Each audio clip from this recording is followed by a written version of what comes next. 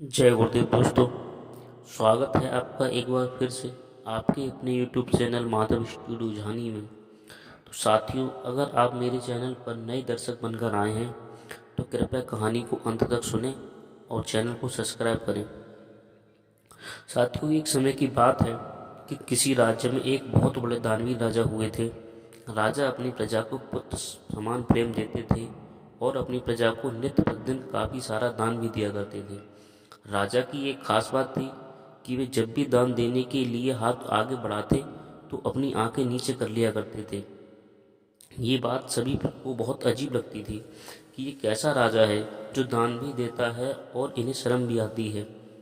ये बात पूरे राज्य में फैल गई कि राजा दान देते समय अपनी आंखें नीचे कर लेता है।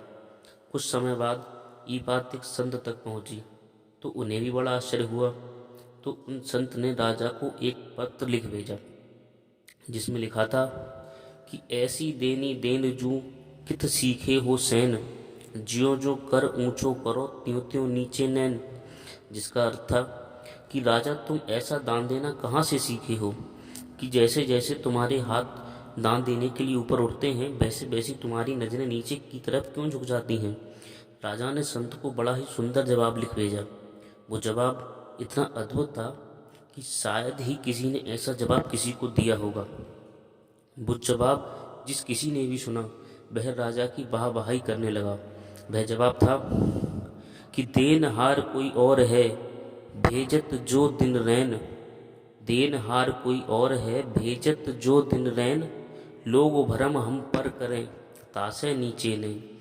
राजा ने कहा कि देने वाला तो कोई और है और वह मालिक परमात्मा ईश्वर है। वो दिन रात भेज रहा है परंतु लोग ये सोच रहे हैं कि वह ये सब मैं दे रहा हूँ। ये सोचकर मेरी आंखें शर्म से नीचे की ओर झुक जाती हैं। वही करता है वही करवाता है तो फिर बंदे तू क्यों इतराता है। वैसे तो एक सांस भी तेरे बस की नहीं, तुझे वही सुलाता है और वही जगाता है। एक बार फिर सोचिए कि आपको उसने दिया पहले है या आपने दिया पहले है। उस परमात्मा ने सबसे पहले आपको दिया है, फिर आपने किसी और को दिया है। तो फिर तुम्हें किस बात का घमंड है। तो साथियों, जो प्राप्त है वही पर्याप्त है। हमें किसी भी चीज़ का घमंड नहीं करना चाहिए कि परमात्मा किसी और को दिलवाने के लिए ही हमें देता है। अगर कहानी पसंद आई हो तो कहानी को लाइक करें। जय गुरुदेव दोस्तों।